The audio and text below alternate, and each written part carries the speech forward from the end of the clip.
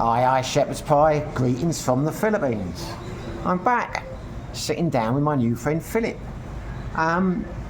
Thanks for sitting down with us, Philip. Very grateful that you've decided to join the channel. Tell us a little bit about yourself, mate. Where are you from?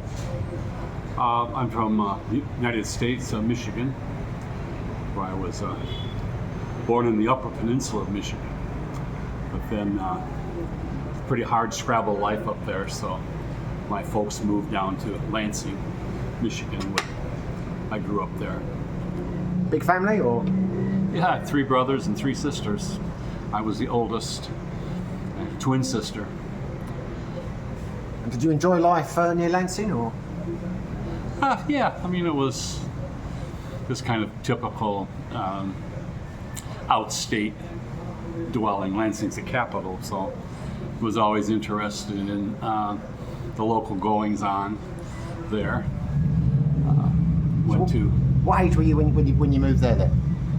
Well, I was an infant when. So you're an infant, okay. Yeah. So you grew up there? Oh, sure, certainly, yeah.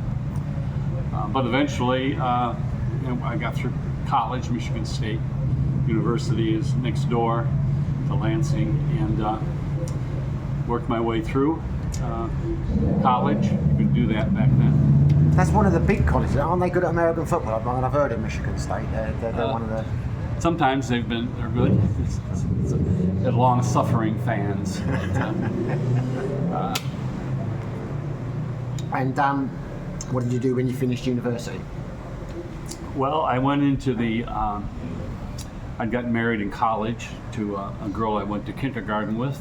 Wow, is that what we call a sweetheart? What is it? Yes, it was. A sweetheart, they call it. So we were both going to be teachers. So when I graduated, she and I went in the Peace Corps, came to the Philippines. So that was my introduction to the Philippines. Okay, what age were you there then? Well, I must have been about 24, I guess. Wow, so you come to the Philippines quite a long time then? Well, I was there for a couple of years, and then we had our teaching careers, and then I started coming back in 2008 just for a visit. And then, just rewind a second, because I've heard of the Peace Corps, but I don't actually know what it is. What is the Peace Corps? What was the Peace Corps? Well, it's still operating, but it was President Kennedy's idea that he form a cadre of volunteers to go over and work in less developed countries. At that time, Marcos Sr. was the president, and they brought thousands of volunteers here to work in the elementary schools, working on English. So when you say, it bangs the cameras about a bit when you so when you say volunteering, were you paid to be in the Peace Corps, or is it a volunteer thing, or what is it? Well, you were given a stipend that was sort of equal to what the teachers in your school made, which wasn't much, so you really lived on the economy. You had embassy privileges, so sometimes you would go down there, and I worked in Caloocan City, and it was a learning experience. Mostly worked with Filipinos, so it was really a deep dive into the culture, and just really loved the people. We had a great time. So most of the people who were in the Peace Corps, they did it for a couple of years. It wasn't a career kind of thing. It was usually... No, it wasn't. A lot of people went back and used that experience to work in the State Department with various other federal jobs. But Judy and I, we just came back and had a child, and she passed away in her early 30s. And I'm sorry to hear that. So, you live your whole life. I'm 80 now, and you just kind of confine yourself at the elderly years by yourself. And that's kind of what happened to me. So if my maths is terrible, but that means 56 years ago was the first time you came to the Philippines. Yes. Right. Must have changed a hell of a lot. Well, the roads are better. The accent really improved. All those volunteers and all those schools all across the Philippines, I think really helped the accent, the American accent, obviously. But the Philippine English is quite easy for Americans, in particular, to get by. So Marcos must have been power a long time, because I remember the shoes with Imelda Marcos and all yeah. that when I was like a teenager. So if he was there, 56 years ago, he must have been in charge for a long time. Yeah, he became pretty autocratic and decided he didn't want to not leave the office, so he just kind of took things over. So it was like a dictatorship. Well, yeah, it was, and he did what authoritarians have to do to stay in power until finally his army, or he wasn't willing to sick the army on the civilians that were objecting to his failure to step down after he lost what he called a snap election, where he could just call an election. He did that every once in a while to prove he was popular, but he lost it. And then Cory Aquino, which became president later, they were putting flower stems into the barrel of the tanks, and they just went back to a democracy. Oh, that's good. So sadly your wife passed away in her 30s, you say? Yeah. And then you were still teaching at that stage? Yes, I was teaching, and what were you teaching? I taught language arts, we called it. Literature, reading, writing, speaking, listening skills, and critical thinking. We were big on thinking that That's important. Public education should prepare one for citizenship. So, and then I did that till I didn't like it that much anymore. By the time I was had enough to retire with, and so that's what I did. But in the meantime, I had gotten remarried, had a 6-year-old girl with who probably never really got over her mother's death at 6, but struggled with her and raised her up, and she eventually found some economic wings, but she also passed away. So it's been a series of death that separates, puts you out kind of without anyone to take care of you. So here, that's not a problem. If I was back in the States, I would have to live in assisted living. It's just I need the help with the housework and all the domestic stuff.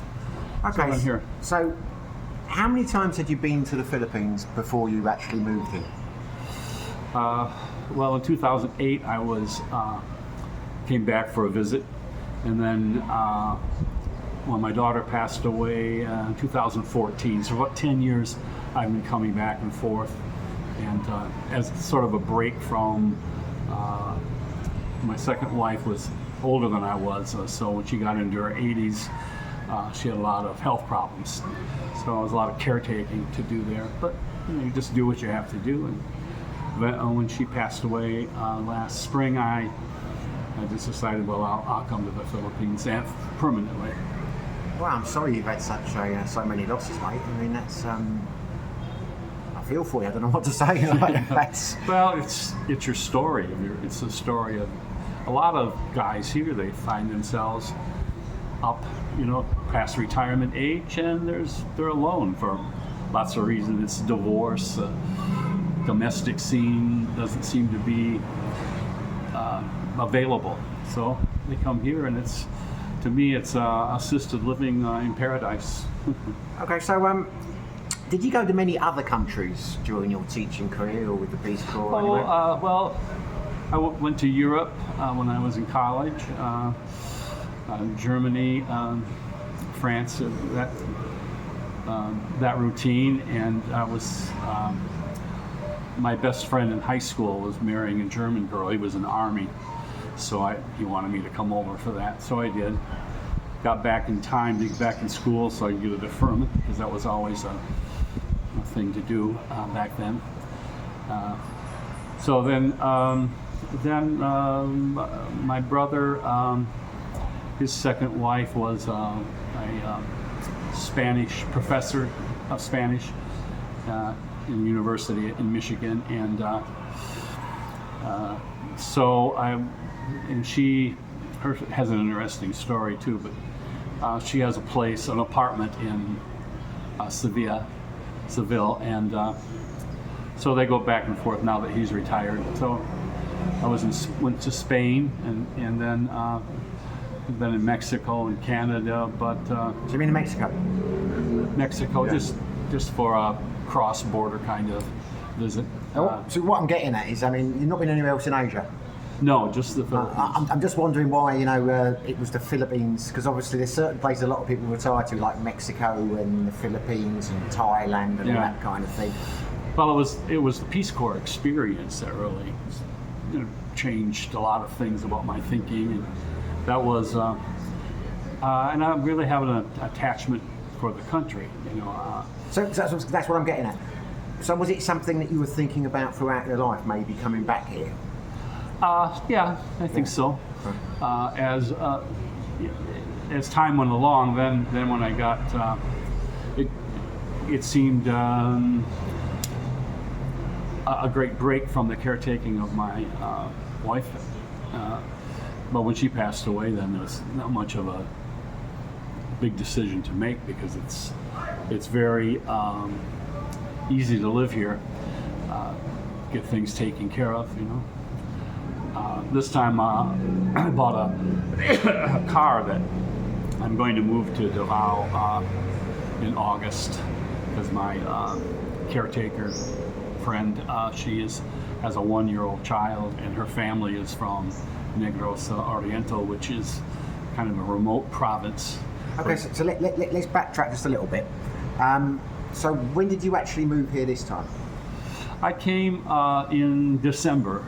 So you've been in the Philippines since December? Yeah, and I'll go back to finish up some business for about 8 weeks, and then come back to August and just inquire about the visa I need that'll make it easy to stay here. They have a variety of options. And when you came in December, it was your intention to stay here long term, or you wanted to try it out first? No, I knew that. I'd had some experiences that the learning curve had been breached, and I figured out you kind of figure out what you want, and there's a lot of emotional attachment. You can find love at an old age here. Well, yes, you can. I'm guessing by the smile on your face you might have done, but you were referring to someone as your caregiver as opposed to your partner. Are you not in a relationship, or? Well, yeah. Okay, so it's more partner than a caregiver. But you look at me, that's why I'm asking. I can see the smile. It works for me. It works for her. It works for her family, and I really hooked up with a really great family, and I was able to help solve some problems for them. There's a lot of generational poverty here. People have just been poor, always on the edge of some economic substance, I guess, sustenance. So why Dumaguete now? How are you in Dumaguete? What's the now? Well, actually, when I was here on a trip before, I heard that there was a congregation of my chosen faith, if you could call it that.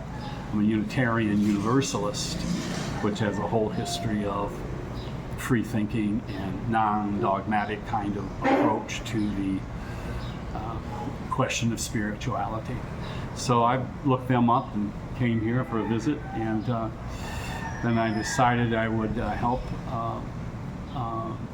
a woman who had twin boys, and she was a pretty toxic situation, so I moved her to Dumaguete and supported her for a while until she found someone else. During the COVID, I was gone for 3 years, so hard to maintain a relationship. But it just happens. You can't. When you're dealing with that kind of age difference, it is the economic transactions that keep it together, which was fine with me. But I came and found the church there, and there was a community already here in Dumaguete that I could slide right in and fit into.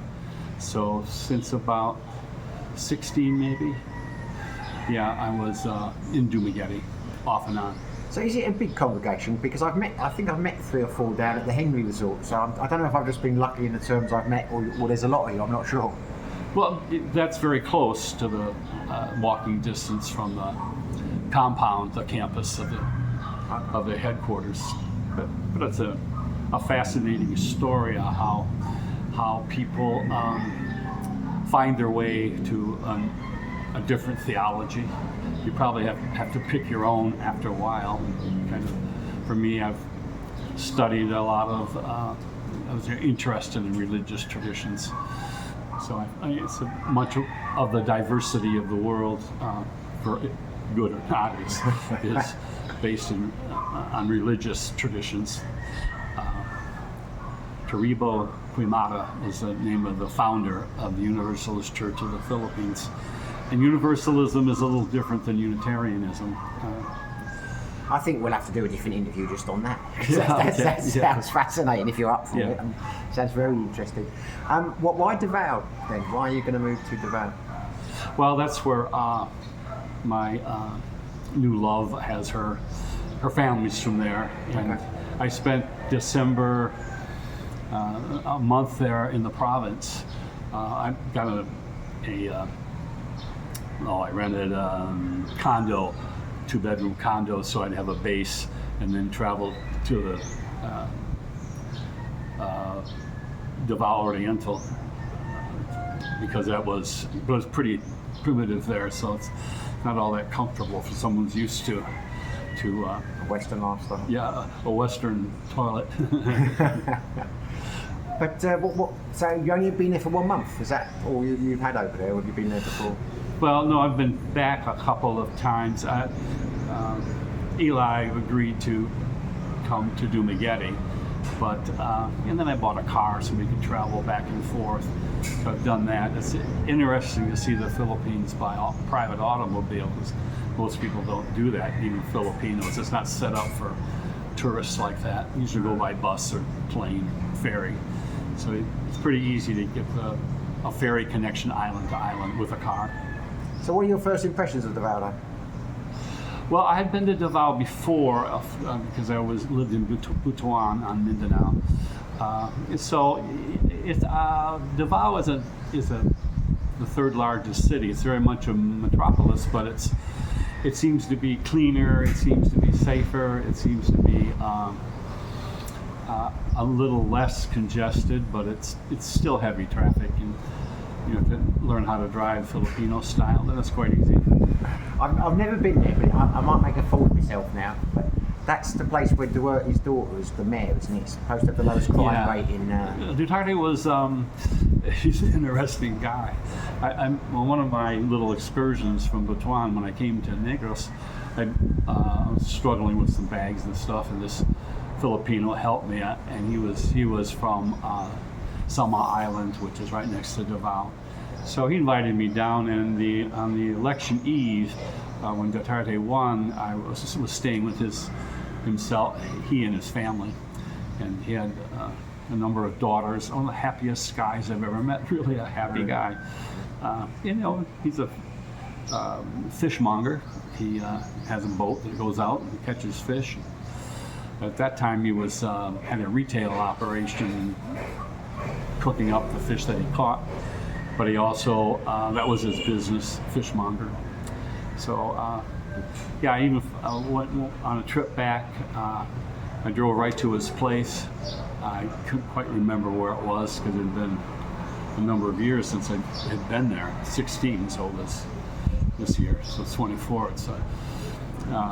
But surprisingly enough, I don't know, I figured out how, and I only walked there and used tricycles, but it kind of was easy to find.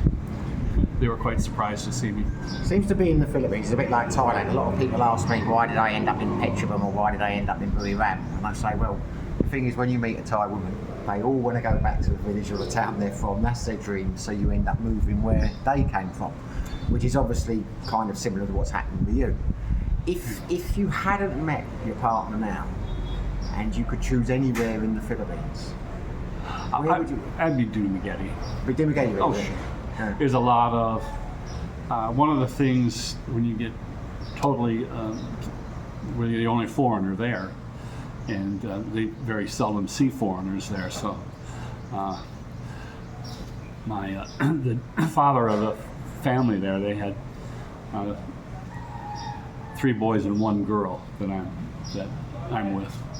So and I've always kind of thought single moms were the best kind of help to give, because they got to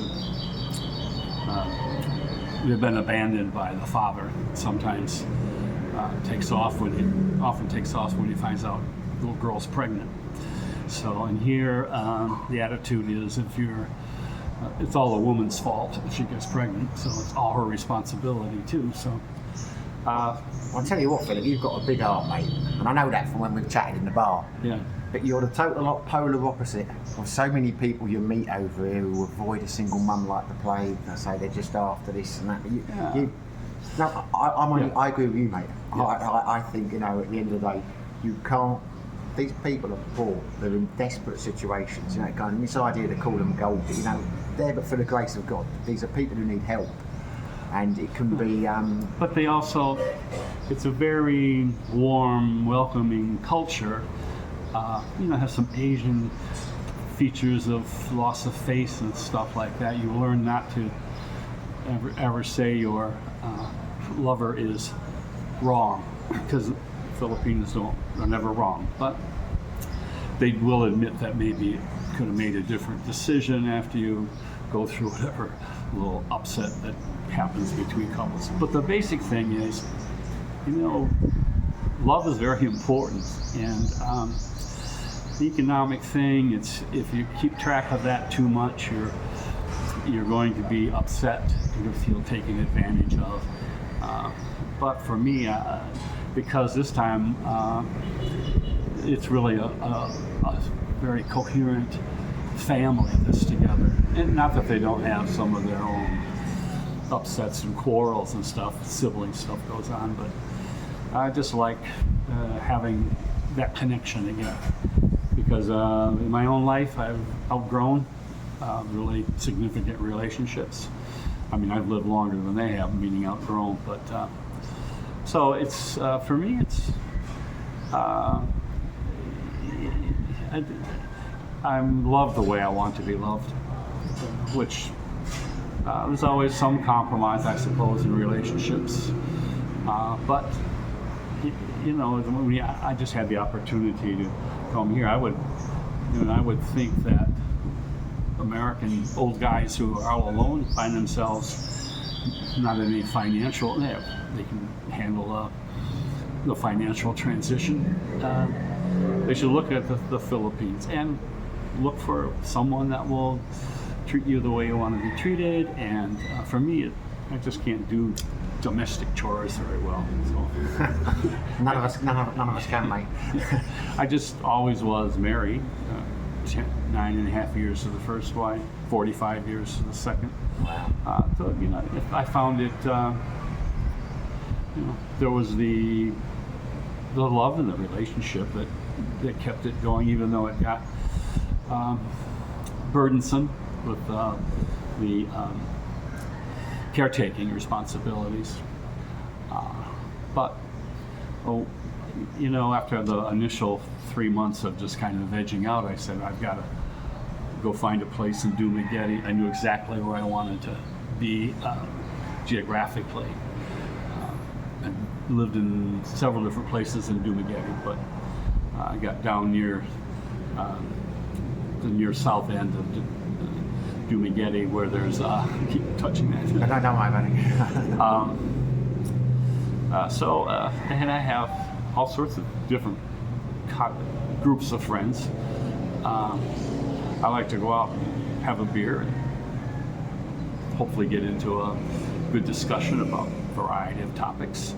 And I can do that here with foreigners.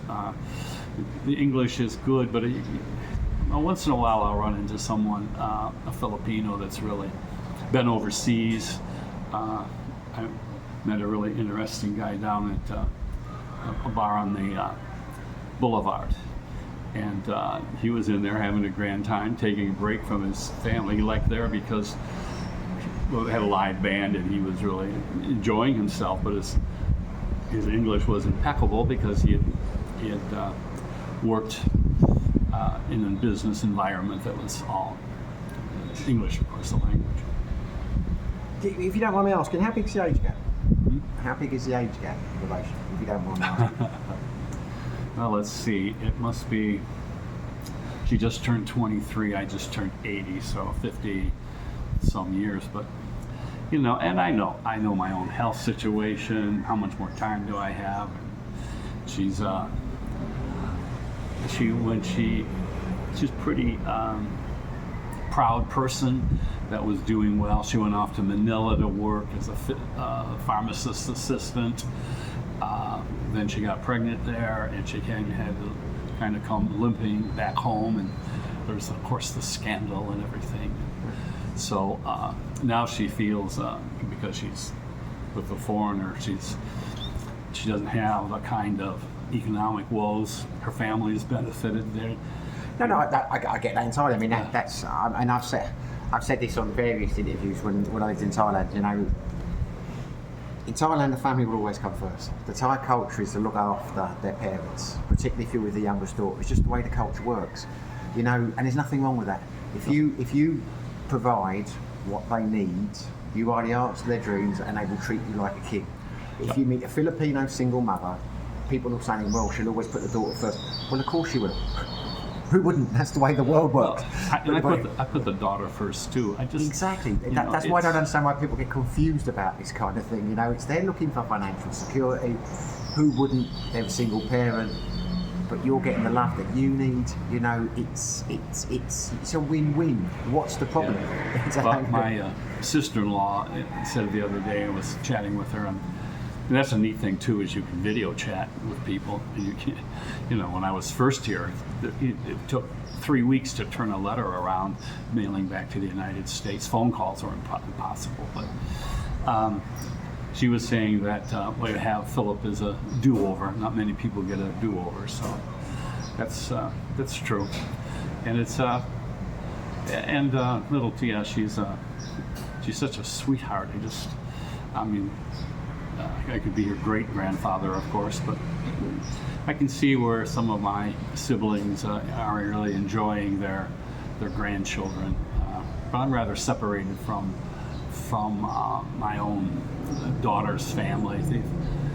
She remarried a really nice guy. He's found his own life, and I don't see anything of them, and they don't seem to be too interested in any emotional support from me. So I don't think that, in some sense, there may be an idea that they would have wished maybe that they would have reached back a little more. There's no regret, because here it's, I've seen the little, she was not quite 1 year old when I first met her. And then she's just starting to walk, and she's starting to talk, and she babbles in English baby talk, because the different sounds of the language begin to work into their vocal mechanism. And it's fascinating to dote on her and to watch her. And she has 1,000 little different games she will play. Just as she's trying to go to sleep. Here the children sleep with their parents, so it's she likes to get horizontal to roll in, and all of a sudden at my back I feel her, and I'm careful not to roll over on her, but then I see she's got crossways in the bed. Well, all sorts of little delightful things. I can tell by the way you talk. Well, I know you're a good guy, Philip, because I've met you a couple of times socially. But the way you smile when you talk about her, and the way you smile when you talk about your, well, let's say girlfriend, I mean, that's realistically what it is. You're smiling as well. So I think it's fantastic you found what you're looking for. It's like, I think, you have to be curious, you have to be empathetic, and you know, if you had trouble getting along with women back in your own country, you know, you're bringing your problems with you, and you just, I think the expats I know that have children, either married a single mom or have at an older age fathered children, look, they're pretty happy. They're just, you may say, well, it's selfish to have a child in your late 60s. Well, you're not hurting anyone, really. The relationships you had back in your home country obviously weren't satisfying. And I see them really enjoying their children. They probably have a number of years. They'll see them up to high school. And by that time, you've got it set up well enough. And the girls that became their wives and mother to their children, you know, they seem quite satisfied too. Maybe there's a little more domestic chores to do than they thought they might have to do, but neither one of them, well, the two that I know, I don't know that they ever changed a diaper yet, so we'll see. Well, it's been lovely talking to you, Philip. I say I'm really happy that, you know, it's interesting that you are, because the way I look at it from the outside, you'll go into the relationship with such good intents, you know what I mean? Because a lot of people will go there and they just think, well, I want someone to look after me and I want to be looked after, and if I have to support the kid, well, that's what I just have to do just to get what I want to get, kind of thing. But you've embraced the whole concept, you know what I mean? You want to, you're looking forward, that's a plus. It's not like, you know, it's a thing, it's you know. Well, you can fit into a Filipino family, I mean, and I was just fortunate enough to find the right, you know, I was doing online dating sites, and they're fine, and that's how you actually meet young people. They're all over the net, so not that there isn't some domestic upheaval, you know. The girl with the twins, she found someone that she, I was gone for 3 years, and she said, well, she found someone else. She actually went to Australia, but then that all fell apart, so she's back here somewhere out of nowhere. Well, you moved on, mate. I wouldn't worry about it. Yeah, I don't. Yeah, well, thanks for sitting down with us, Philip. Okay. I've really enjoyed the interview, mate. You're an interesting chap, and as I say, it's nice to see someone so happy, because every time you talk about it, you've got a smile on your face. Yeah, really appreciate you sat down with us. Well, I hope you enjoyed the video. If you did, smash the like button. If you haven't subscribed, why the hell not? You'll make me very happy. But whether you do, whether you don't, wherever you are, whatever you're doing, stay safe, be lucky,